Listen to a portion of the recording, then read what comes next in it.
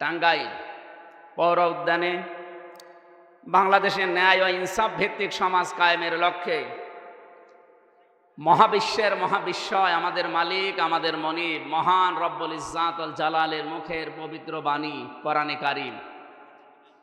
এই মাইকলা কই, এগুলো আওয়াজ দেন না কেন? রিভাব দেন, আর এগুলো আওয়াজ কানে যেন এসে বাজে। তাফসীরুল কোরআন মাহফিলের স্বনামধন্য সভাপতি,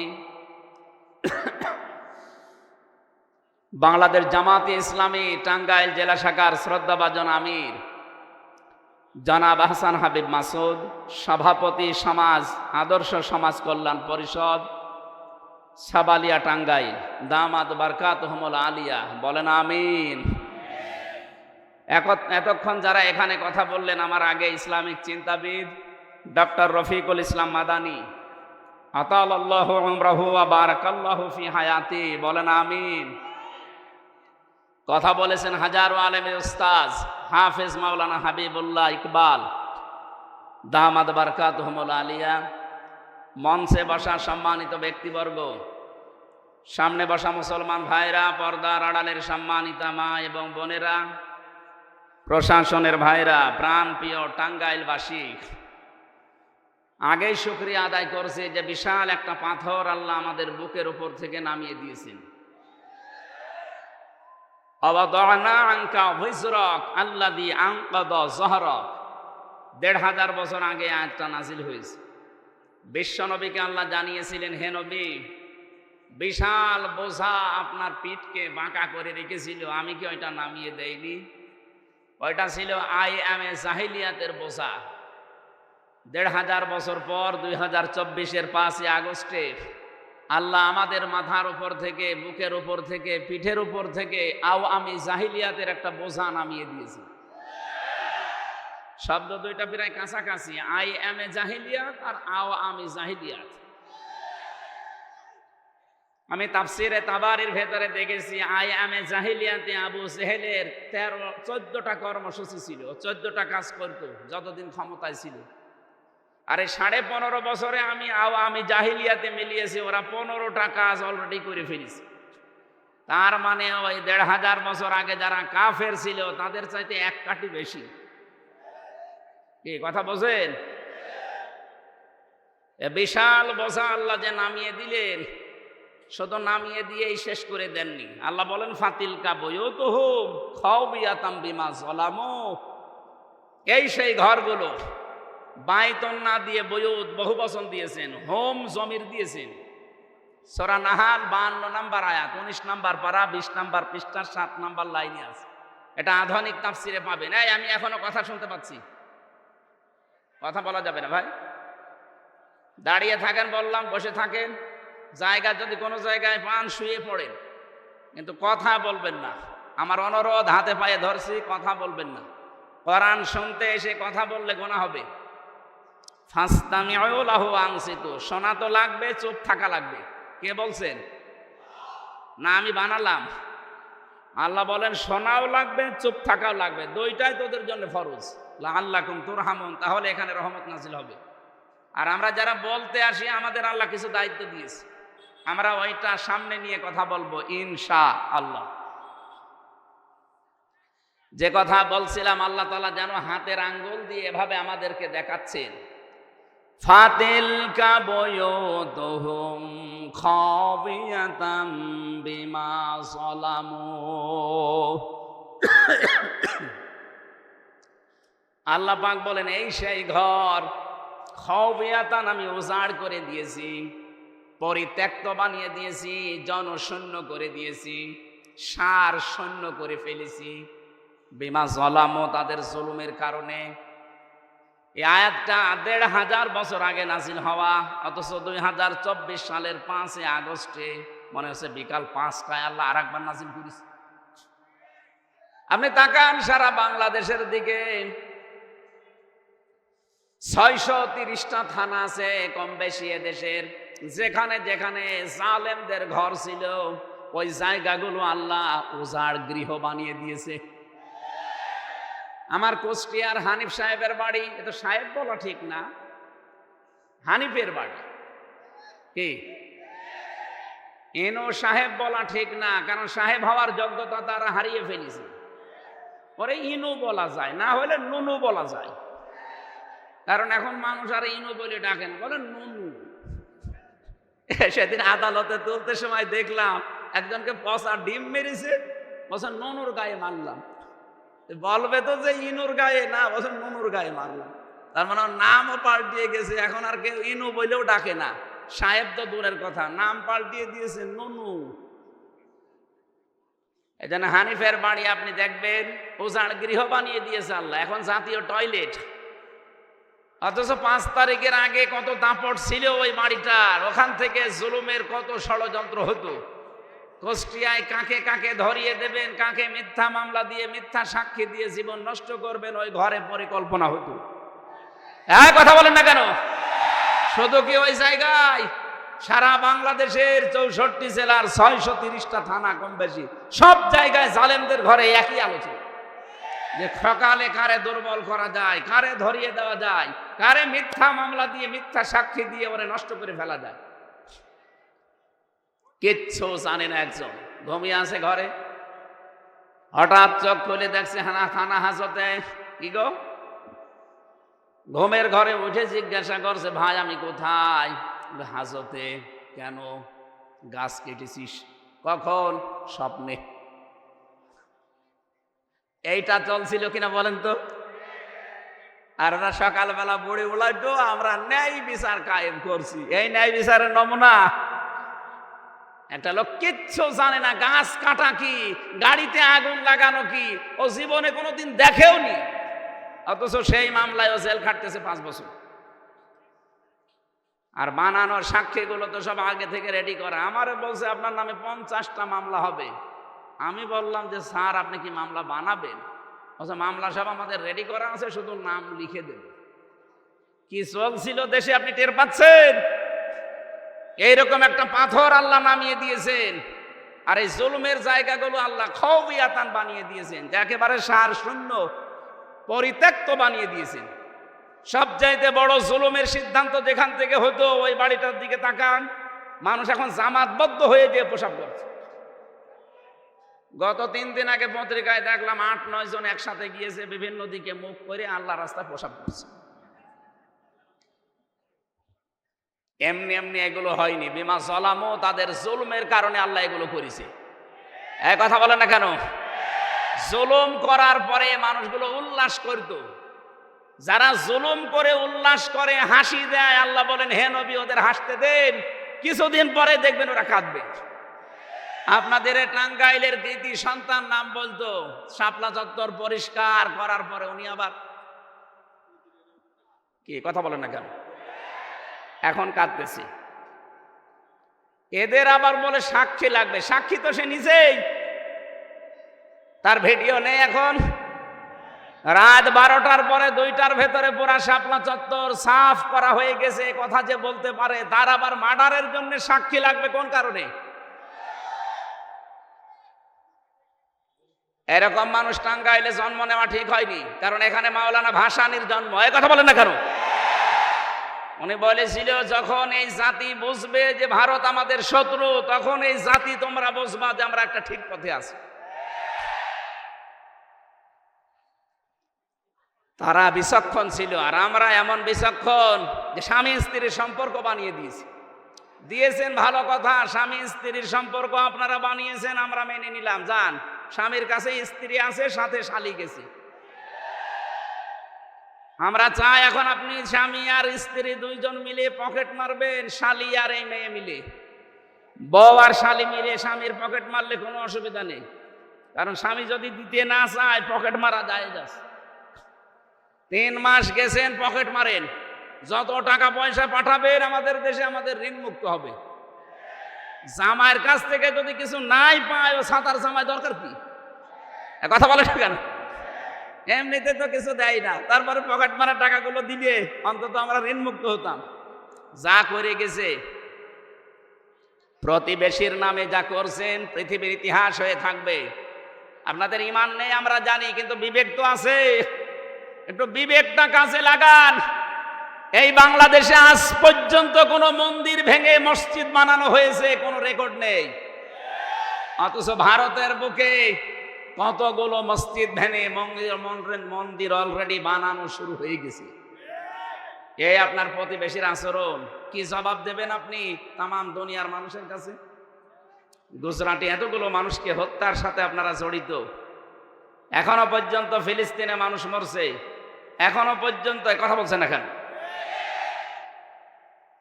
না। এগুলো সীমা লঙ্ঘনকারীকে আমাদের যিনি মালিক, আপনারা যাকে উপরওয়ালা বলেন, আমরা মালিক বলি, আমাদের আল্লাহ সীমা লঙ্ঘনকারীকে পছন্দ করেন না। ইন্নাল্লাহা লা ইউহিব্বুল মুতাদিন। আপনারা থামবেন, নয়তো হাসি যা আরম্ভ করেছেন অট্ট হাসি, এ হাসি কিন্তু বেশি দিন থাকবে না। আমি আজকে সকালে একটা টক শো শুনছিলাম কলকাতার, 45 মিনিট, ওখানে প্রায় 7 জন, ওরা সব উদ্রেক প্রকাশ করছে, সব আতঙ্কে আছে। বাংলাদেশে শুধু কিছু আলেমরা হুঙ্কার দিয়েছে যে কয়েকটা কর্মসূচি সরকার হাতে নেন, দেখেন ঠান্ডা হয়ে যাবে। মুশরিক যারা তারা, ওরা এত ভয় পেয়েছে, বলছে আমাদের 7 সিস্টার আবার হারিয়ে যায় কি? হারিয়ে না, সত্যি খান খান হয়ে যাবে। ডক্টর মোহাম্মদ ইউনূস ক্ষমতা পাওয়ার পরে প্রথম কথা এইটা, যে এই দেশকে যদি কেউ অস্থিতিশীল করার চেষ্টা করে তাহলে তার দেশের 7 সিস্টার স্থায়ী থাকবে না। আমরা আশা করব আপনারা প্রতিবেশীর মতো থাকবেন। এদেশের সবাই আপনাদের কাছে সমান, কেন একটা দলকে আপনারা টানবেন? এদেশে কি ওনারাই শুধু আমরা মানুষ না? কথা বলেন না কেন? এই জন্য আমরা আপনাদেরকে উত্তম প্রতিবেশী দেখতে পাই, যদিও এটা আশা করা ভুল। কারণ যারা খনিকে আশ্রয় দেয়, গণহত্যার সাথে ওনারা জড়িত, এটা প্রমাণ হয়ে গেছে। এতদিন পর্যন্ত যাদের নামে মিথ্যা মামলা, ধর্ষণ বলেন আর হত্যা বলেন আর আগুন লাগানো বলেন, এই মামলা দিয়ে যাদেরকে ফাঁসি দিয়ে দিলেন, এদের নামে সাক্ষী ছিল না। কারণ সাক্ষী দিতে হয় দেখে দেখে, তারা সব শুনে শুনে সাক্ষী দিয়েছে। কথা বলে না কেন? জন্ম নিয়েছে 75-এ, সাক্ষী দিচ্ছে 71-এ। ও মায়ের পেটেও আসেনি, সাক্ষী দিল কি করে? কিন্তু এখন যাদের নামে গণহত্যার মামলা, এ মানুষগুলোর কিন্তু সাক্ষী শোনা না, সব দেখা সাক্ষী, ভিডিও ফুটেজ আসে না। আমারে যদি মিথ্যা মামলা দিয়ে আপনি 3টা বছর জেল খাটাতে পারেন, 160টার উপরে অলরেডি মামলা হয়ে গেছে। 1.5 বছর করে এক একটা মামলায় যদি রায় হয়, কব্বরে চলে যাবে। সুতরাং ওখানে বসে বসে জেলা আমির যেটা বলছিলেন, ষড়যন্ত্র করবেন না। আর আমরা পাগল, ষড়যন্ত্রে পা দিতে যান কোন কারণে? ওদের ষড়যন্ত্র পা দেওয়া যাবে না। আমি এসপি সাহেবের কাছে আজকে কথা বললাম, উনি বলছিল মানুষকে জানাবেন এই দেশে বিভিন্ন ইস্যু তৈরি করে যারা বাইরের দেশ থেকে এদেশকে অশান্ত করার জন্যে উস্কানি দিচ্ছে, তাদের উস্কানিতে যেন কেউ এই ফেসবুকের ফাঁদে পা না দেয়। আমরা সব ঠিক আছি, কিছু মানুষ উশৃঙ্খল আছে, সবাই তো এক না, এগুলো ঠান্ডা হয়ে যাবে ইনশাল্লাহ। ওরা মনে করছে আমরা দুর্বল হয়ে গেছি। আরে ভাই, যেদিন পড়েছি ইন্না সলাতি ওয়া নুসুকি ওয়া মাহইয়ায়া ওয়া মামাতি লিল্লাহি রাব্বিল আলামিন, সেদিনে জীবন আল্লাহকে দিয়ে দিয়েছি। আপনি তো আল্লাহকে জীবন দেননি, এজন্য আপনার ভয়। আমাদের কোনো ভয় নেই, অন্তত এ দেশে যারা একামতে দিনের কর্মী, এ দেশের কর্মী হতে হলে আগে এটা বলা লাগে যে ইন্না সলাতি ওয়া নুসুকি। নুসুক মানে শুধু কোরবানি না, নুসুক মানে জীবন পর্যন্ত। এখানে 3টা অর্থ পাওয়া যায়। নুসুক মানে হজের ক্রিয়াকলাপ, নুসুক মানে ইবাদত বন্দেগী, নুসুক মানে ত্যাগ তিতিক্ষা। কোরবানি ইবাদত বন্দেগী আমরা যা করব সব আল্লাহকে অলরেডি দিয়ে দিয়েছি। সুতরাং এই জীবনটা এখন আমাদের কাছে আমানত। এখন বোনাস লাইফে আছি। কারণ 16 সালে হজ করার সময় দেখলাম আমাদেরকে যিনি দায়িত্বে আছে বলছিলেন, নিজের পোশাক খুলে আপনারা সাদা পোশাক পরেছেন, এটা শুধু ইহরামের কাপড় না, এটা কাপড়ের কাপড়।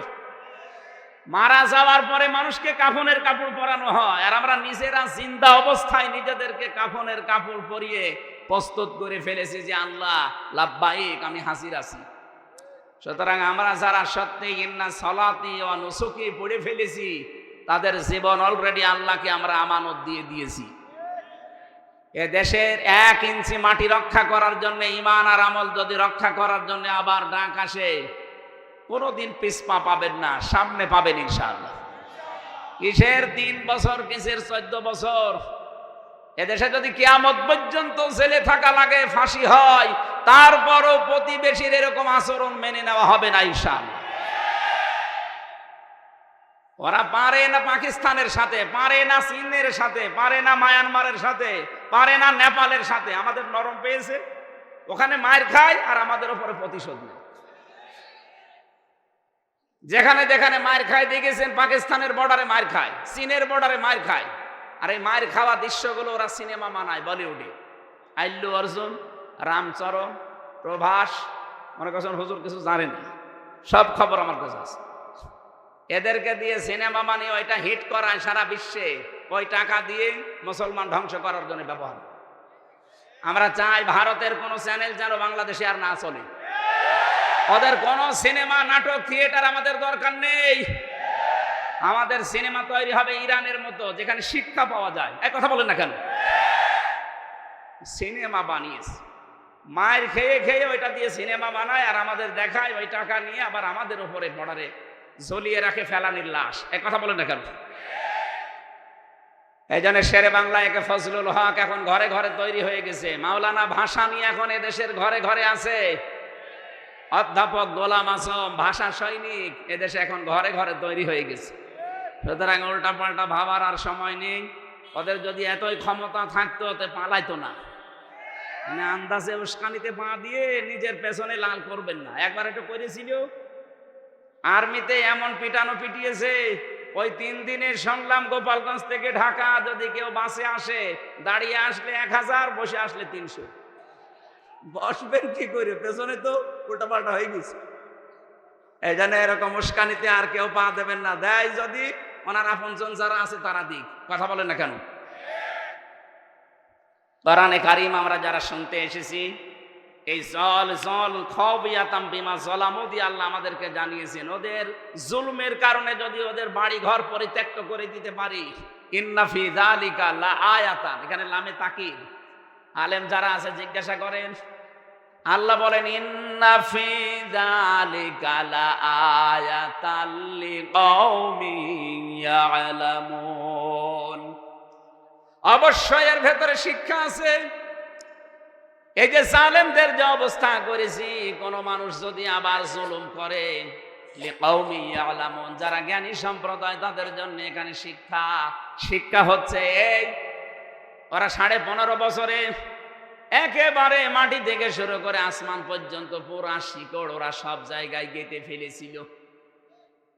পিয়ন থেকে শুরু করে একেবারে উনি পর্যন্ত পুরাটাই ওনাদের সাজানো। এত বড় শিকড় গাড়ার পরও কিন্তু টিকতে পারে নাই। তাদের বাড়ি ঘর পর্যন্ত আল্লাহ খাওবিয়াতান বানিয়ে দিয়েছে, ওজাড় গৃহ, পরিত্যক্ত। শয়তান এখন যেতে ভয় পায়। এখান থেকে আমাদের শিক্ষা নেওয়া দরকার। ওরা যদি এত কিছু শিকড় তৈরি করার পরে 15 বছর একাধারে অবৈধ থাকার পরও টিকতে না পারে, জুলুম করার কারণে ওদের বাড়ি ঘর যদি ওজাড় গৃহ হয়ে যায়, জনসৈন্য আল্লাহ বানিয়ে দিতে পারে। আগামীতে যারা চেয়ারে বসবেন, এরা যদি আবার জুলুম শুরু করেন, আপনাদের বাড়ি ঘর আল্লাহ কিন্তু উজাড় গৃহ বানিয়ে দেবে। আমি আশা করি বোঝাতে পেরেছি। এরপরও যদি কেউ না বোঝার ভান করে থাকেন, এদিকে আসেন। আমরা চাই আগামীতে যারা যাবে তারা যেন জুলুম না করে, কারণ এটা একটা ঘৃণিত কাজ। আমার আজকের তেলাওয়াতকৃত আয়াতে এগুলো সামনে আসবে ইনশাআল্লাহ। একটা গ্রামের উদাহরণ আল্লাহ এখানে আমাদেরকে শুনিয়েছেন কিছু শিক্ষা দিতে। আমি আয়াতটা মিলিয়ে দেখলাম বাংলাদেশের সাথে অলরেডি খাপের খাপ, মমতাজের বাপ মিলে যাচ্ছে। আমরা ওইভাবে কথা বলবো, তাফসির আকারে লিখে দিয়েছেন তাফসিরুল কোরআন মাহফিল ইনশাআল্লাহ। কোরআনে কারিম আজ পর্যন্ত যারা শুনতে এসেছে নাজিল হওয়ার পরে কিয়ামত পর্যন্ত যারা শুনবে, এই মানবতা 3 শ্রেণীতে বিভক্ত। 1 নম্বরে কোরআন শুনলেই বাধা দিত, এরা কাফের। এরা কি? এই 15.5 বছরে কোরআনের কথা শুনলেই বাধা দিত এমন মানুষ পাওয়া যায়নি। হয়তো সরাসরি বলে নাই যে হবে না, কিন্তু 14 জায়গায় অনুমতি নেওয়া লাগবে, এই সিস্টেম করেছিল। বিষয় একই, যাতে মাতাল হলো তাহলে ঠিক ছিল। একটা ছেলে শুধু ফুল ছেড়ে গাছে, পাশের বাগানের মালিকের ছেলে এসে বলছে, চাচা আপনার এই ছেলে আমাদের বাগানের ফুল ছেড়ে বারবার, আপনি কিছু বলেন না কেন? চাচা বলছে ওই ছেলেটার একটু মাথা খারাপ, এই কারণে ছেড়ে। ভাতিজা বলছে, চাচা ওর মাথা খারাপ, পাশেই তো আপনার বাগান, ও বাগানের ফুল তো ছেড়ে না। চাচা বলছে ওর মাথা খারাপ, তবে অত খারাপ না। ওরা জাতে মাতাল হলো, তালে ঠিক ছিল। দেখেছেন ৯৬% মুসলমান এখানে পারে বলে না যে না কোরআনের অনুষ্ঠান হবে না, কিন্তু যেন না হতে পারে এই জন্য ১৪ জায়গায় পারমিশনের ব্যবস্থা করেছিল। কেউ যাবেও না ১৪ জায়গায়, কোরআনের কথা শুনবেও না। আলহামদুলিল্লাহ পাথরটা সরে যাওয়ার কয়েকদিন পরেই এদেশের গোয়েন্দা বিভাগের সর্বোচ্চ যিনি দায়িত্বে আছেন আমারে হোয়াটসঅ্যাপে কল দিয়েছিল।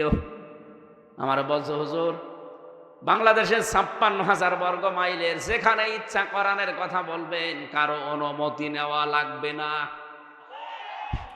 যদি কেউ একটু উসবিস করে বাধা দেয় শুধু আমারে জানাবেন, ওর ঠ্যাং ভেঙে ফেলবো।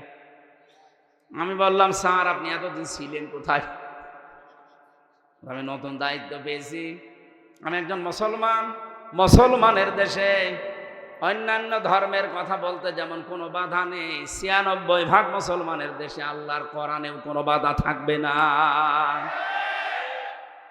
কোরআনে কারিম শুনলেই বাধা দেয়। ১ নম্বরে আল্লাহ জানিয়েছেন এরা কাফের, সূরা হামিম সেজদা ২৬ নম্বর আয়াতটা দলিল। ২ নম্বরে কোরআন শুনতে আসে, বিশ্বাসও করে, কিন্তু যখন দেখে যে এগুলো আমার সাথে মিলছে না, তখন আস্তে করে কেটে পড়ে। এর নাম মুনাফিক। এর নাম বলেন বলেন। সূরা নিসা ৬১ নম্বর আয়াতে এই তথ্য আছে। এখানে যারা এসেছেন অধিকাংশ মানুষ আমরা বিশ্বাস করছি কোরআন আল্লাহর কিতাব। কোরআন কার কিতাব? হামজা এসেছে কুষ্টিয়া থেকে, ও বানিয়ে বলবে না, যা বলবে কোরআন থেকে বলবে, এইটাও বিশ্বাস করে। কিন্তু যখন দেখে যে না একই বলছে, তো আমার সাথে মিলছে না, তখন আস্তে করে পেছন দিক থেকে কেটে পড়বে। দেখেন কোনটা ওঠে, ওই যে একটা চলে যাচ্ছে। শুধু পোশাক পায়খানা আর বিড়ি খাওয়া বাদ দিয়ে কেউ যেতে পারবে না। বিড়ি খাওয়ার নেশা যদি খুব লাগে খেয়ে চলে আসবে, কিন্তু একেবারে চলে যাবেন না, খেয়ে আবার চলে আসবেন। আসবেন তো? বলছে ইনশাল্লাহ, তার মানে ও খাবে। কি সেলাই আসলাম না, এটা ছেড়ে দেওয়া দরকার ভাই। ছাগলেও খায় না এটা, আর আপনি খান। আপনি ছাগল, আশা করছি ছেড়ে দেবেন, ওই বদ অভ্যাস বাদ দেবেন। তাহলে মুনাফিক হচ্ছে তারা যারা কোরআনে কারিম শুনতে আসে, বিশ্বাস করে, কিন্তু যখন নিজের সাথে দেখছে না এগুলো তো মিলছে না, আস্তে করে কেটে পড়বে। আমি জেলে যাওয়ার আগে একবার খুলনা, ওটা রূপসা থানায় এক মাহফিলে সভাপতি আমার কানের কাছে এসে বলছে, হুজুর এখানে রাজনৈতিক দলের বিভিন্ন লোকজন আছে, আপনি মাটির নিচের ওয়াজ করেন। ঠিক আছে, তো মাটির নিচে সর্বপ্রথম প্রশ্ন হবে মার রব্বুকা, তোমার রব কে?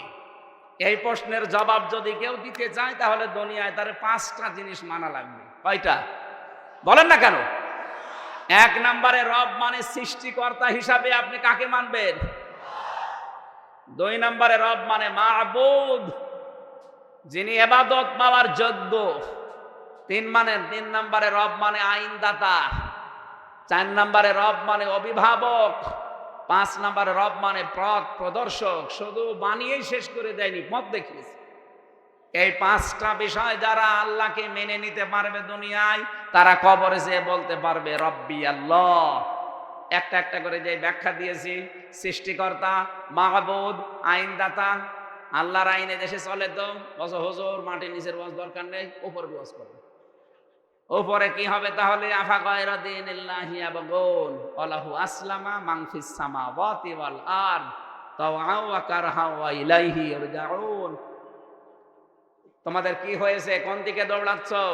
তোমরা কি আল্লাহর দ্বীন বাদ দিয়ে অন্য কোনো কিছু তালাশ করো? অথচ আকাশ জমিনে যা আছে সব ইচ্ছায় অনিচ্ছায় আল্লাহর সামনে মাথা নত করে দিয়েছে, ফিরে আসা লাগবে তার কাছে। তাহলে আমরা এখনো পর্যন্ত এই জমিনে মাটির উপরে যারা আছি, আল্লাহর দিন বাদ দিয়ে কোন দিনের দিকে দৌড়াচ্ছি? কবরের দ্বিতীয় প্রশ্নে মা দীনুকা, তোমার দিন কি? কেউ যদি এ কথা বলতে চায় দীনুনাল ইসলাম, তাকে দুনিয়ায় 5টা জিনিস মানা লাগবে। কয়টা? আরো জোরে। 1 নম্বরে আত্মসমর্পণকারী হওয়া লাগবে। 2 নম্বরে উন্নত চরিত্রের অধিকারী হওয়া লাগবে। 3 নম্বরে আকীদা শুদ্ধ করা লাগবে। 4 নম্বরে ইখলাস লাগবে আপনার প্রতিটি কর্মে। 5 নম্বরে লেনদেন স্বচ্ছ থাকতে হবে দুনিয়ায়। এই 5টা বিষয় যদি দুনিয়ায় মানতে পারেন, আপনি কবরে যেয়ে বলতে পারবেন দীনুনাল ইসলাম। এবার আমারে বলছো হুজুর এসব দরকার নেই, আপনি পরিবার নিয়ে বলেন। পরিবার নিয়ে মানে কবরে নেই, জমিনে নেই, পরিবারটা কোন জায়গায়? পরিবার জমিনে না। বলছে থাক, পরিবার নিয়ে বলেন। স্বামী স্ত্রীর গন্ডগোল কেন হয়? এইটা ঠিক আছে না?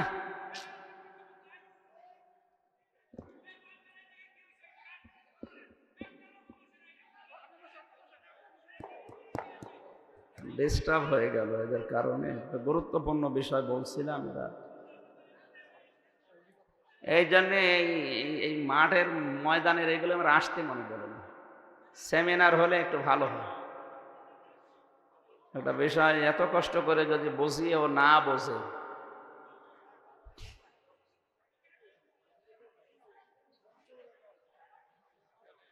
এই এখান থেকে আসেন। ও সেখানে যা করে করুক, কথা বলা যাবে না ভাই, এমনি সময় নেই। বসেন বসেন বসেন। বিশ্ববিদ্যালয়ে দেখতাম 45 মিনিট 50 মিনিট ক্লাস নেওয়ার পরে 4-5টা প্রশ্ন করত যে আপনি আসলে বুঝেছেন কিনা। তা আমি যে আধা ঘন্টা 1 ঘন্টা কথা বলবো, এরপরে যদি 2টা প্রশ্ন করি, একটাও যদি জবাব দিতে না পারেন, তা আমারে বেকার খালি বকবক করা হবে না? আপনি কবরে যে বলতে চাচ্ছেন যে আমার রব আল্লাহ, আমার রব্বুকা রব্বি আল্লাহ, বলতে পারবেন না? 5টা বিষয় দুনিয়ায় মানা লাগবে। মা দীনুকা, তোমার দিন কি? বলতে পারবেন না। আমি লাইভ দেখছিলাম, মনে হয় কি ডক্টর রফিকুল ইসলাম চলে গেছে, উনি মনে হয় এই পয়েন্টটা বলেছিলেন যে খালি জোব্বা গায়ে দিয়ে পাগড়ি মাথায় দিয়ে বুজুর্গর নাম করো, অথচ পৃথিবীতে কত অন্যায় হচ্ছে, প্রতিবাদ করাকে দুনিয়ার কাজ মনে করো। দাঁত খুলে ফেলবে আল্লাহ। বন্ডামি করার জায়গা পাও না, তোমার ইমানই তো নেই। ইমানের যে ক্যাটাগরি গুলো বলছিলেন না, জালিকা দাফল ঈমান, তার ইমানের সর্বনিম্ন পর্যায়ে যে মনে মনে ঘৃণা করে, ঘৃণা তো করেই না, আরো জালেমদের সাপোর্ট দিয়েছে। আবার বলে যে আমি বুজুর্গ, আমি হক্কানি, বিশাল জব্বা ওনার মতো গায়ে দিয়ে মনে হচ্ছে কি আসমান থেকে পালিয়ে এসেছে। আপনি মা দীনুনাল ইসলাম যদি বলতে চান, অবশ্যই আপনাকে 5টা বিষয় দুনিয়ায় দেখাতে হবে যে আমি মানি। আপনার আনুগত্য নেই, আপনার ইখলাস নেই, আপনার আকীদার বিশুদ্ধতা নেই, উন্নত চরিত্র তো বালাই নেই, লেনদেন স্বচ্ছ নেই, কিভাবে বলবেন দীনুনাল ইসলাম? 3 নাম্বারটা তো আরো কঠিন। মান হাজার রাজুল, এই লোকটা কে ছিল? আপনি যদি বলতে চান হাজা নাবিয়্যুনা মুহাম্মাদুর রাসূলুল্লাহ, 2টা বিষয় মাস্ট বি আপনাকে মানায় লাগবে। আমি সামনে যদি যাই, সামনে দেখছি উনি আমারে এইটা বলার উদ্দেশ্য হচ্ছে আমি যেন কোনো পারিবারিক জীবন, সামাজিক জীবন, রাজনৈতিক জীবন, অর্থনৈতিক জীবন এগুলো যেন না বলে ওই সাংসারিক জীবনে যা আছে স্বামী স্ত্রীর ঠোকামুখি ওইটা বলে শেষ করে দিই। ঠিক আছে, স্বামী স্ত্রীর গন্ডগোল কেন হয়? সূরা নিসার 34 নম্বর আয়াত পড়লাম যে এই কারণে গন্ডগোল হয়, আর এটা মেটানোর পদ্ধতি এই মনাজাত করে বাড়ি গেলাম, যাওয়ার পরে ওনার বাড়িতে খাবার দেখি ছাতা কথা বলছে না, মুখ গোমরা করে আছে। কি চাচা, কি হয়েছে? বলছে হুজুর আমার বোর সাথে যে আমার গন্ডগোল, আপনি জানলেন কি করে? জানবো কি করে? না, আপনাকে হয়তো কেউ বলে দিয়েছে। আজকে আমার যা যা হয়েছে আপনি তাই তাই বললেন। আজকে আমার বোর সাথে আমার হাতাহাতি হয়েছে, আপনি তাই বললেন। আমি আরে আমারে কেউ তো বলে দেয়নি, আমার একজন বলেছে। কে? 1500 বছর আগে এই কোরআনে আল্লাহ জানিয়েছে যে স্ত্রীর সাথে কেন গন্ডগোল হয়। তা আপনি আমারে নিয়ে যে লাগাবেন কোথায়? যদি মুসলমানিতে লাগান, আমি ওই জায়গায়ও বের করব যে মুসলমান কেমন করে হওয়া লাগে। এক কথা বলছেন না কেন? আমাদের জাতির পিতা ইব্রাহিম আলাইহিস সালাম, উনি মুসলমান না হিন্দু? আমরা অনেকে মনে করি মুসলমান মানে কেটে ফেলা, না। জেলে যাওয়ার পরে এই যে পাশের জেলা আপনাদের গাজীপুর পাশে না, কাশিমপুরে ছিলাম আমি 3 বছর। ওখানে যিনি ছিলেন দেবদুলাল, এই লোকটা যখনই জেলখানায় আসতো এই জেলার একেবারে সবাই চিল্লিয়ে বলতো ফুলহাতা আসতেছে। ফুলহাতা মানে মুসলমানই দেয়নি, আমরা যারা আছি আমরা কি হাফাতা, আমরা কি। আর উনি ওই দিন বুঝেছিলাম যে আল্লাহ হাফাতা কি আর ফুলহাতা কি। এই লোকটা ফুলহাতা হোক, আমরা মনে করছি আমরা হাফাতা হয়ে গেছি, আমরা মুসলমান না। মুসলমান হওয়ার জন্য সর্বপ্রথম আপনাকে আত্মসমর্পণকারী হওয়া লাগবে। আমাদের জাতির পিতা যেটা করেছিলেন, ক্বালা আসলামতু লিরাব্বিল আলামিন। এই জন্য কোরআনে কারিম আমার ওই বিষয়, আমার একটা আলাদা বিষয় আছে, আমি এদিকে যাচ্ছি। কোরআন যারা শুনতে আসে বিশ্বাস করে, কিন্তু ওই সভাপতির মতো যে দেখেছে না এটা তো আমার বিরুদ্ধে যাচ্ছে, তখন আস্তে করে কেটে পড়ে, এটা মুনাফিক। এটা কি 3 নম্বরে কোরআন শুনতে এসেছে এবং শুনতেছে এবং কিয়ামত পর্যন্ত শুনবে তারা আল্লাহর ভাষায় যারা মুমিন। কার ভাষায়? ইন্নামাল মুমিনুনা আল্লাযীনা ইযা যুকিরাল্লাহু ওয়াজিলাত কুলুবুহুম। আল্লাহর ভাষায় তো তারাই মুমিন যে মানুষগুলো আল্লাহর নাম উচ্চারণ হলেই কেঁপে ওঠে তাদের অন্তর। ওয়া ইযা তুলিয়াত আলাইহিম আয়াতুহু যাদাতহুম ঈমানা। তাদের সামনে আল্লাহর নাম উচ্চারণ হলে, আল্লাহর কোরআনে কারিম তেলাওয়াত করলে, তাদেরকে কোরআন বোঝালে তাদের ঈমান যা আছে আরো বেড়ে যায়। এ কোরআন নবীজি আবু বকরের সামনে পড়েছিলেন, এ কোরআন নবীজি আবু জেহেলের সামনেও পড়েছিলেন। একজনের কোরআন শোনার পরে ঈমান বেড়ে গেছে, আর একজন কোরআন শোনার পরে শয়তানি বেড়ে গেছে। এখানে আবু বকরের মন নিয়ে যদি বসতে পারেন, আপনার ঈমান মাস্ট বি যাদাতুহুম ঈমানা, আপনার ঈমান বাড়বে। আর ঈমান যাদের বাড়ে তাদের কিছু চিহ্ন পাওয়া যায়, আলামত পাওয়া যায়।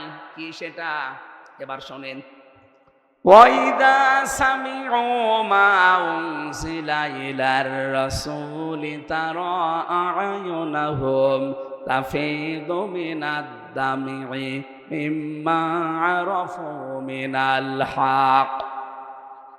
সূরা মায়দার 83 নম্বর আয়াতে আল্লাহ জানিয়েছেন, হে নবী, যখন আপনি তাদের সামনে কোরআনে কারিম শোনাবেন, যদি ওরা উপলব্ধি করতে পারে, বুঝতে পারে, দেখবেন মনের অজান্তেই কখন ওদের চোখ দিয়ে পানি পড়ছে।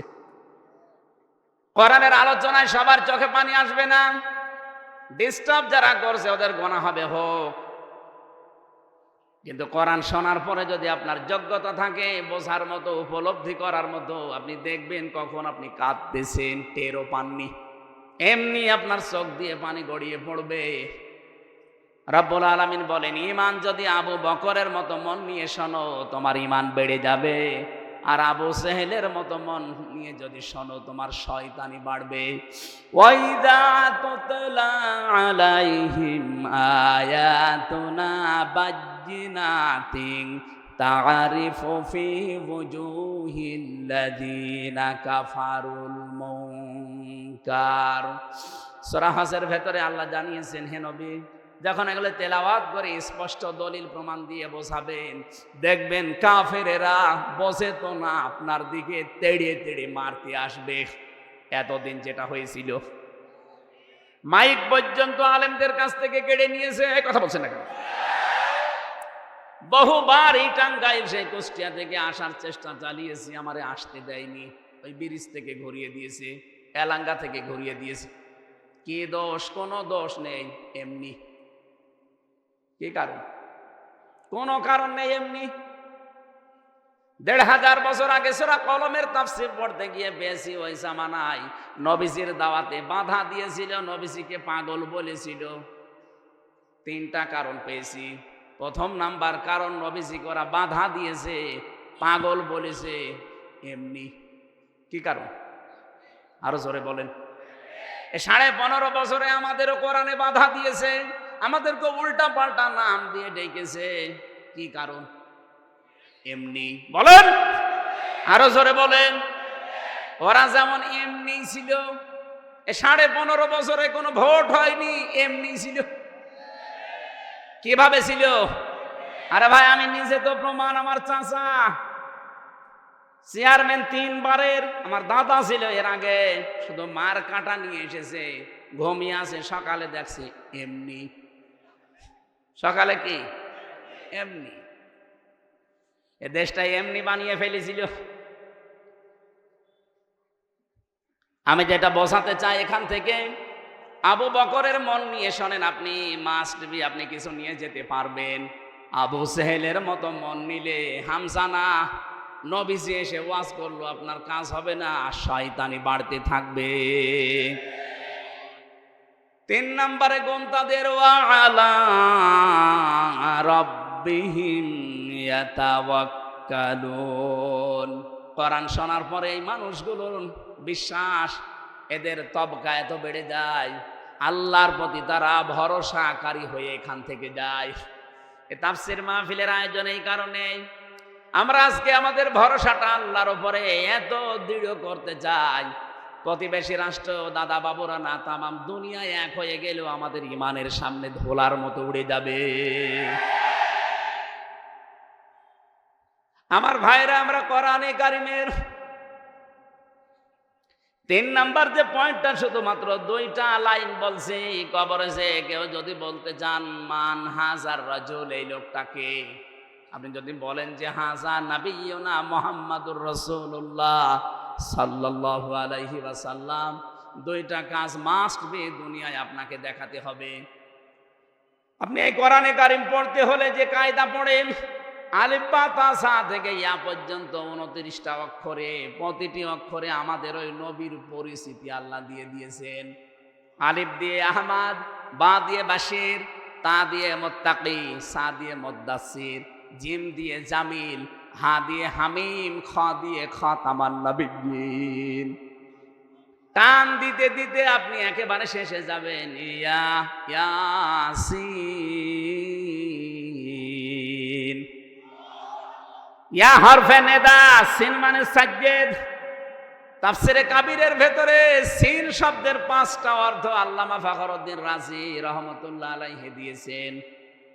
আল্লাহ পাক নিজে ঘোষণা দিচ্ছেন, ইয়াসিন, হে নেতা।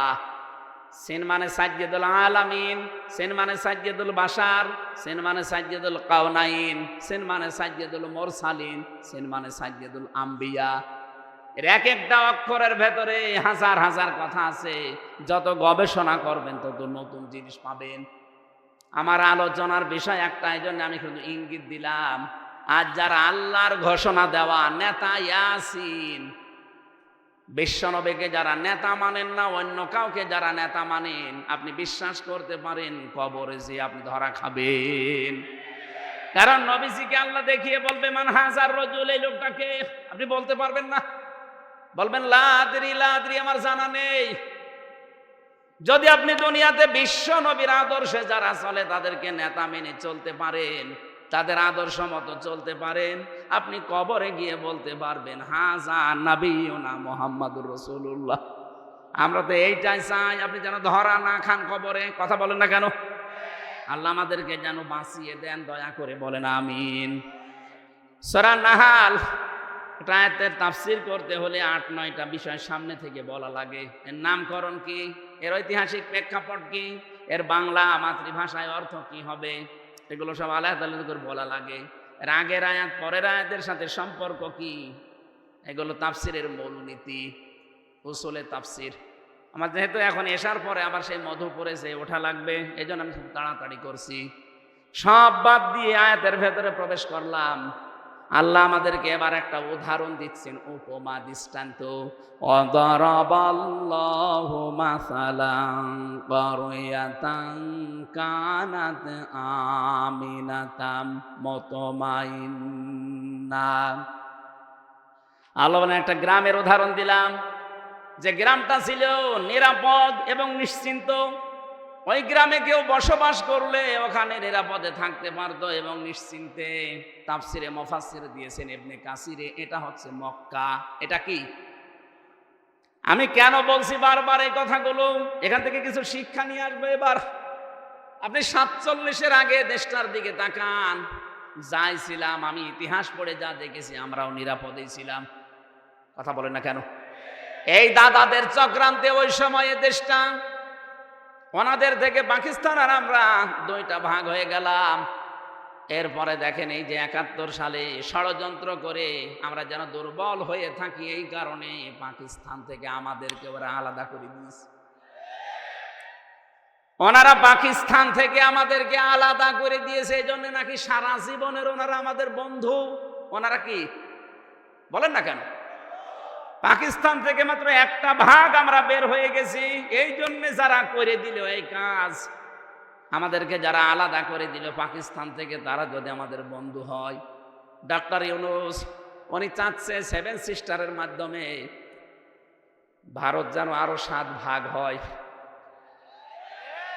আপনারা 1 ভাগ করে যদি বন্ধুর দাবি করেন, আমরা তো 7 ভাগ করে দেওয়ার চেষ্টায় আছি। আমরা কত বড় বন্ধু আপনি টের পাচ্ছেন? আরে ভাই, আপনি 1 ভাগ করে যদি সারা জীবনে বলতে পারেন আমরা তোমাদের বন্ধু, আমরা কয় ভাগ করব? 7 সিস্টার, 7 ভাগ করার চেষ্টায় আছি। আপনার বড় বন্ধু আমরা। এখান থেকে আল্লাহ বলেন ইয়াতিহা রিজকুহা রাগাদাম মিন কুল্লি মাকান। বাংলাদেশ পাকিস্তান যখন এক ছিল আপনি দেখেছেন, আমাদের আশপাশ যে দেশ থেকে আল্লাহ বলেন ওই যে মক্কায় বিভিন্ন দেশ থেকে তাদের কাছে জীবন উপকরণ রিজিক যা লাগে সব আমি আল্লাহ ব্যবস্থা করে দিয়েছিলাম, এগুলো আসতো। ফাঁকা ফারাত বিয়ান মিল্লাহ। কিন্তু ওই দেশের যারা দায়িত্বে ছিল তখন তারা কুফরি আরম্ভ করলো আল্লাহর সাথে। এই কুফরের ভেতরে কয়েকটা বিষয়। 1 নম্বরে তারা আল্লাহর বিধান এবং আল্লাহর পাঠানো সব চাইতে বড় নিয়ামতের ভেতরে 2 নাম্বার নিয়ামত নবীজি। আল্লাহর 1 নাম্বার বড় নিয়ামত কোরআন। নাম কি? 2 নাম্বার বড় নিয়ামত নবীজি। লাকাদ মান্নাল্লাহু আলাল মুমিনিন। তোমাদের প্রতি আল্লাহর সব চাইতে বড় দয়ার ভেতরে অন্যতম, তিনি তোমাদের ভেতরে একজন নবী পাঠিয়েছেন। সেই নবীকে ওরা মিথ্যাবাদী বলেছে, নবীকে ওরা কাজ্জাব বলেছে, নবীকে ওরা পাগল বলেছে, মাজনুন বলেছে, এমনকি দেশ থেকে পর্যন্ত তাড়িয়ে দিয়েছে। কথা বলে না কেন? আল্লাহ রাব্বুল আলামিন বলেন এরকম কিছু কারণ দেখার পর আমার নিয়ামতের শুকরিয়া আদায় না করে আমার নিয়ামতের সাথে যখন ওরা বিদ্রোহ করেছে, আমার এত বড় নিয়ামতকে দেশে থাকতে দেয়নি, তাড়িয়ে দিয়েছে। ফাযাকাল্লাহু লিবাসাল জুই ওয়াল খাউফ। তখন আমি আল্লাহ ওদেরকে পোশাক পরিয়ে দিলাম স্বাদ চাকাতে, মজা চাকাতে, আস্বাদন করার জন্য। 1 নম্বরে দিলাম ক্ষুধা, 2 নম্বরে দিলাম ভয়। এর তাফসীরের ভেতরে দেখেছি ক্ষুধার ভয় আমার আল্লাহ এমন বেশি দিয়েছিলেন, ওরা পায়খানা পর্যন্ত গরম করে ওর সাথে মদ মিশিয়ে বড়ি বানিয়ে খেত। এত দুর্ভিক্ষ লেগে গিয়েছিল। নবীজি যখন তাড়িয়ে দেয়, আল্লাহর নবী তখন কাবা শরীফের দিকে ওই জায়গায় মুখ করে বলেছিলেন, কাবা, আমার বড় ইচ্ছা ছিল তোমার খেদমত করব, কিন্তু তোমার নিষ্ঠুর সন্তানরা আমারে থাকতে দিল না। হ্যাঁ, তবে আমি যাচ্ছি। আল্লাহ যাবার সময় তাকে সূরা কসসের 85 নম্বর আয়াতের শেষেরটা শুনিয়েছিলেন, লা রাদ্দুকা ইলা মাদ।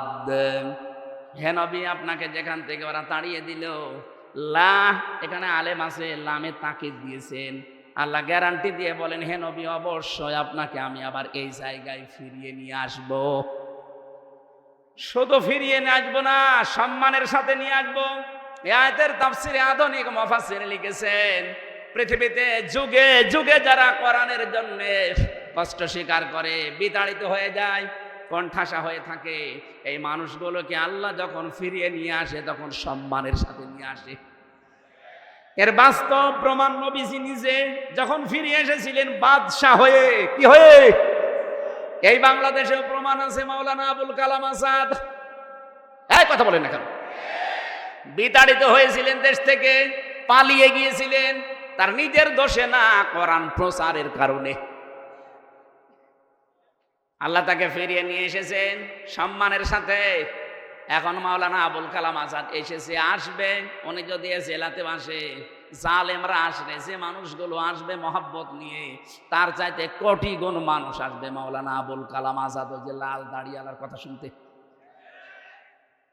দ্বিতীয় মাসলা হচ্ছে পৃথিবীতে কোরআনের বিপক্ষে অবস্থান যারা নেয়, এরা যদি একবার পালায়, এই পৃথিবীর ইতিহাস আল্লাহ কাউকে আর এই পৃথিবীতে ফিরিয়ে নিয়ে আসে না। আপনি তাকান চেঙ্গিস খানের দিকে, কথা বলছেন না কেন, লক্ষণ সেনের দিকে, পালিয়েছে আজ 805 বছর আগে পালিয়েছে, আজ পর্যন্ত ফিরে আসেনি। আর ওনার 3 মাস 5 দিন, 3 মাস 5 দিন না, 30 মাস 5 দিন পার হলো, আসবে না। কারণ আর ছাতা কয় বছর পরে মরে যাবে। টার্গেট দিয়েছিল 41 সাল। আপনার কি আজরাইলের সাথে কন্টাক্ট ছিল নাকি? আমরা 1 সেকেন্ডের ভরসা পাই না, কথা বলে না কেন? আর আপনার 86 বছর বয়স, এত ভরসা কোথা থেকে পেলেন? ভরসা যারা দিয়েছিল তারা এখন চিকিৎসাও করাচ্ছে না। শুনলাম যে রোগ হয়েছে এখন আর চিকিৎসাও করাচ্ছে না, ওদের ভেতরে এখন দ্বন্দ্ব লেগে গেছে যে ছাতা থাকলে শুধু আমাদের সাথে গন্ডগোল, ও ছাতার মরি যাক, ওর চিকিৎসাও লাগবে না। কোরআনের বিপক্ষে অবস্থান নিয়ে যদি আপনি কণ্ঠাসা হয়ে পড়েন, যদি পালিয়ে যান, যদি বিতাড়িত হন, নির্বাসিত হন, জীবনে আর ফিরে আসতে পারবেন না, সে লাইন শেষ। নবীজিকে আল্লাহ গ্যারান্টি দিয়েছিলেন লা রদ্দুকা ইলা মাআদ, এটা নবী পর্যন্ত শেষ না, কিয়ামত পর্যন্ত আয়াতটা থাকবে। এজন্য আমরা যারা 15.5 বছরে কোরআনের জন্য কণ্ঠাসা হয়েছিলাম, এক পেশে হয়েছিলাম, বাড়ি থাকতে পারিনি, জেলে থেকেছি, দেশ থেকে চলে গেছে, এই মানুষগুলোকে আল্লাহ আবার প্রতিষ্ঠা দেবে সম্মানের সাথে। নবীর উম্মত যারা তাদেরকেও দেবে, কিন্তু আপনি তো নবীর উম্মত না। কি আমি হাসি মানুষ নবীর উম্মত না? নবীর উম্মত না, এই জন্য বলছি। বিশ্ব নবী যেই দিন নবুয়ত পাওয়ার পরে বাড়িতে আসলেন, স্ত্রীকে বললেন আমাকে ঢেকে দাও, আমি ভয় পেয়েছি। জাম্মিলুনি ইয়া খাদিজা, আমার জীবনের ওপর আমার আশঙ্কা হচ্ছে আমি যেন মারা যাব। হযরতে খাদিজা ওই দিন 5টা কথা বলেছিলেন। তার 2 নম্বরে তিনি বলেছিলেন ইন্নাকা লা তাসিলুর রহিমা ওয়া তাহমিলুল কাল্লা। হে আমার স্বামী আবুল কাসেম, ভয় পাবেন না, আপনি তো রক্তের সম্পর্ক ঠিক রাখেন, আপনি ভয় পান কেন? দুনিয়ায় যারা রক্তের সম্পর্কগুলো ঠিক রাখে তাদের কোনো ভয় নেই। কি করলেন 15.5 বছরে? আমরা আপনার আত্মীয় স্বজন ছিলাম না, কথা বলছেন না কেন? আপনি মিলান যে কোনো কায়দায় আমরা আত্মীয় স্বজন ছিলাম, এই জন্য কেউ ভাবি, কেউ আপা, কি বলতাম না? আমরা আপনাকে আপা বলে ডাকতাম, আর রংপুরের বিভাগের লোক আপনাকে ভাবি বলে ডাকত। কেউ কেউ মানুষ কন্যা নাম দিয়েছিলাম। এত রকমের সম্পর্ক আপনাদের সাথে আমাদের। কি করলেন আত্মীয়র সম্পর্কগুলো? একটাও ঠিক রাখেননি। যে কয়টা ঠিক ছিল সেই কয়টাও শেষ করে ফেলেছেন। অন্তত ফরিদপুরে বিয়ে দিয়েছিলেন মেয়েটার, সেখান থেকেও মেয়েটা বাদ দিয়ে নিলেন, সেই রক্তের সম্পর্ক শেষ। কার সাথে সম্পর্ক আপনার ঠিক আছে? তাহলে রক্তের সম্পর্ক যারা নষ্ট করে তাদের ভেতরে ভয় ঢুকিয়ে দেন কে? বলেন। এত ভয় পেয়েছে দুপুরে খাবার খাবে, সে সময় পায়নি। দ্বিতীয় শব্দটা কি বলেছিলেন? তাহমিলুল কাল্লা। আপনি ভয় পান কেন? আপনি তো মানুষের বোঝা বহন করেন। তাহলে দুনিয়াতে কেউ দুঃখের বোঝা, কষ্টের বোঝা, ঋণের বোঝা বহন করেন, এই জন্য আপনার ভয় নেই। আজ বাস্তবতা এইটা। আপনি পালিয়ে গেলেন, এত বোঝা আমাদের দিয়ে গেলেন কোন কারণে?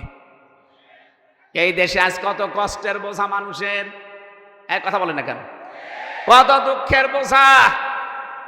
এই যে 2780 জন মানুষ এখন হাসপাতালের বেডে কাতরাচ্ছে, এই বৈষম্য বিরোধী ছাত্র আন্দোলন করতে গিয়ে 2780 জন, কেউ হাত হারিয়েছে, কেউ পা হারিয়েছে, কেউ চোখ হারিয়েছে, কেউ অন্ডকোষ হারিয়েছে। এই মানুষগুলো তার পরিবারের কাছে, মা বাবার কাছে, ভাই বোনের কাছে, এরা বোঝা না? এই বোঝাটা দিয়ে গেলেন তো আপনি। চলে যখন যাবেন, আর কয়েকদিন আগে যেতে পারলেন না। চলে যদি যাবেন, এতগুলো বোঝা দিয়ে গেলেন কেন? এদেরকে এখন কে টানবে? তার মা বাবা কিভাবে টানবে? তার ভাই বোন, তার স্ত্রী স্বজন, এমনকি সমাজের লোক, দেশের লোক। এতটুকু বোঝা দিয়ে গেলেও হয়তো না। আজকে ডক্টর ইউনূস বলেছে দেশটাকে হাসিনা একেবারে শেষ করে দিয়েছে। ঋণের বোঝা আপনি দিয়ে গেলেন। এই দেশে এখন কেউ জন্ম নিলেই তার মাথার উপরে 1 লাখ টাকা ঋণ। নবীজি বলেন তার স্ত্রী তাকে সান্ত্বনা দিয়েছে, আপনি ভয় পাবেন না, আপনি মানুষের বোঝা বহন করেন, আর আপনি আরো বোঝা চাপিয়ে দিলেন। তাহলে মানুষের বোঝা যারা হালকা করে না, বহন করে না, আরো বোঝা চাপিয়ে দেয়। ও নবীর উম্মত নয়, আপনি করতে পারেন না নবীর উম্মতের বাইরে। এই জন্য নবীর উম্মত যদি কষ্ট স্বীকার করে কোরআনের জন্য, তাদেরকে আল্লাহ প্রতিষ্ঠা দেবে হয় দুনিয়া, যদি না দেয় আখিরাতে। আর যারা কণ্ঠাসা হচ্ছেন আজ জুলুমের কারণে, তাদের ফিরে আসার রাস্তা বন্ধ। আপনার ইতিহাসের দিকে, বাপদাদার দিকে তাকান, একটাও ফিরে আসেনি। চেঙ্গিস খান তাহলে ফিরে আসতো, হিটলার ফিরে আসতো, লক্ষণ সেন ফিরে আসতো। ওরা যখন আসে নাই, আপনারাও আসবেন না। আর আপনারা না আসলে আমরা খুশি। আমরা চাই অন্তত হজ তো করেছেন হাজী সাহেব, আল্লাহ বিল্লাহ করে বাকি জীবন কাটান, তাও কিয়ামতের ময়দানে হয়তো হাসির কাতারে দাঁড়াতে পারবেন। আর যা আরম্ভ করেছেন হাসির কাতারে না, শেষ পর্যন্ত দেখা যাবে আবু জেহেলের কাতারে দাঁড়িয়ে আছে। আল্লাহ রাব্বুল আলামিন বলেন, তারা আমার নিয়ামত গুলো পাওয়ার পরে যখন নবীকে পর্যন্ত দেশে থাকতে দেয়নি, আর 15.5 বছরে আল্লাহর নিয়ামত গুলোর সাথে কি করলেন? নবী এখন নেই, নবীর ওয়ারিস আছে আলেম। কথা বলেন না কেন? এই আলেমদের সাথে কি করেছেন আপনি? আমি তো নিজে সাক্ষী। আমি ছোট হই, খাটো হই, আমার নামের আগে তো একটু আলেম লেখা আছে। আমার মাজার উপরে দড়ি লাগিয়ে, আমার পায়ের সাথে ডান্ডা বেড়ি দিয়ে, তবে একটা না 2 পায়ে দিয়ে আবার এই মাজার সাথে আবার আরেকবার আটকিয়ে দেয়। পেছনে হাত হ্যান্ডকাপ দিয়ে বেঁধে মনে হচ্ছে গরু টেনে নিয়ে যাচ্ছে। এটা তো আমার উপরে গেল, বাকি আলেমদের অবস্থা তো আরা খারাপ করেছিলেন। মাওলানা মামুনুল হক কি করেছেন, তারে হুইল চেয়ারে করে নিয়ে যাওয়ার একটু ব্যাটারে 3টা বছর লোকটা আমার পাশে ছিল। আমি সত্যি করে বলছি, লোকটা ভালো মানুষ আমার দৃষ্টিতে। কারণ 3 বছর এক ঘরে আমি দেখেছি লোকটার ইমান, লোকটার আমলের ভার কত। আমি একটা যুবক মানুষ, আমিও তো হাফেজ, 1-1.5 পারা পড়লে আমার পায়ে ব্যথা করে, অথচ ওনার বয়স 50, আমার বয়স 33। আমার এখন 33 আর ওনার মনে হয় 53। ওই সময় 52 ছিল, এখন আর 1 বছর হয়ে গেছে। ওনার 53, আমার 33, আমার বাড়িতে 20 বছরের বড়। অথচ এক রাকাতে লোকটা প্রায় 1.5 পারা, 2 পারা, 3 পারা করে পড়তো। লোকটার ইমানের তুলনায় আমলও ভালো, লোকটা আসলে ব্যবহার আচারও ভালো, কারণ বাবা ভালো। তো কি করেছিলেন তার সাথে রিমান্ডে? সব বলতো যে হামজা বাইরে থাকে, ভাবতাম কি আমরা নিজেরা কাদা ছোড়াছড়ি করি, আরে ভেতরে এসে কি দেখছি জালেমরা সব এক জায়গায় রেখে দিয়েছে। এবার যদি জীবনে বাইরে যেতে পারিও, সব বাদ, সব আমরা আগে এক হব। এই জন্য আমি চেষ্টা চালাচ্ছে, কিছু কিছু ফেউ লেগে আছে পেছনে, যারা এতদিন মুনাফিকি করেছে, যারা কওমি জননী নাম দিয়েছে, তাদের কারণে পেরিয়ে দিচ্ছে না। কত বড় মানুষ, মানে বিবেক কত মরে গেলে এরকম একটা জালেমকে কওমি জননী দিতে পারে। এত দুর্নীতি করেছিল এই দেশে, 350 এমপি তো পালিয়েছে, জাতীয় মসজিদের ইমাম পর্যন্ত পালিয়ে গেছে। কয়দিন পরে আবার এসেছিল জোর করে দখল করার জন্য, জনগণ জুতা দিয়ে পিটিয়েছে। পরের দিন আবার স্ট্যাটাস দিয়েছে, জুতা মেরেছে তাই কি আমার গায়ে লাগি। আরে শয়তান, তোর গায়ে লাগবে? মানুষ কত নিচে নামতে পারে। ওই জামানায় নবীর সাথে বিয়াদবি করেছিল, এই জন্য আল্লাহ 2টা পোশাক পরিয়েছে, একটা ভয়ের আর একটা ক্ষুধার। এই জামানায় যারা আল্লাহর নবীর ওয়ারিসদের সাথে খারাপ ব্যবহার করলেন, মাওলানা জসিমউদ্দিন রহমানী সাহেবকে জঙ্গি মামলা দিয়ে 10, 11 বছর, 12 বছর পর্যন্ত বিনা কারণে আপনি আটকিয়ে রাখলেন। এই লোকটাকে এত কষ্ট দিয়েছে, আমি অনেক 20 দিন দেখা করেছি তার সাথে, এত কষ্ট দিয়েছে, এক ব্লকে 24 ঘন্টা 5 বছর কারোর সাথে কথা বলতে দেয়। আন্দাজে এক তকমা পেয়েছে জঙ্গি। কিসের জঙ্গি? সবচাইতে বড় জঙ্গি তো তারা যারা মানুষ হত্যার সাথে জড়িত। এই গণহত্যা এখন প্রমাণ হচ্ছে, সবচাইতে বড় জঙ্গি তারা, এর সাথে যারা জড়িত ছিল। এটা বিশ্বে প্রচার করা দরকার যে এরা আসল জঙ্গি। এরা এতদিন এইটা কাজে লাগিয়ে দেশের হাজারো মানুষকে গুম করেছে, খুন করেছে, আয়না ঘরে রেখেছে। আয়না ঘরে আমারও প্রথমে নিয়ে গিয়েছিল 10 দিন। আমি দেখেছি ওখানে মানুষ কত কষ্ট করে। কারো কারো আওয়াজ শুনতাম, কেউ 8 বছর, কেউ 10 বছর, কেউ 14 বছর পড়ে আছে দুনিয়ায়, কেউ জানি না। এত বড় বড় নখ হয়ে গেছে, এত বড় বড় নখ, চুল দাড়ি গোপ মনে হচ্ছে জঙ্গল থেকে বেরিয়ে আসতেছে। এত বড় বড় নখ দিয়ে এই দেওয়ালের সাথে খুশিয়ে খুশিয়ে লিখে রাখতো ভাঙা ভাঙা অক্ষরে যে ভাই যদি বাইরে কেউ যেতে পারেন এই নাম্বারে একটু জানাবেন যে আমি বেশি আছি। 1.5 মিনিট 2 মিনিট সময় দেয় টয়লেট করার জন্য, 1.5 মিনিট। পচা ছোলা দিয়ে যেত কয়েকটা সকালবেলা, আর দুপুর বেলা 1 মুঠ ভাত দিত, মনে হচ্ছে কেউ মাখিয়ে দিয়েছে।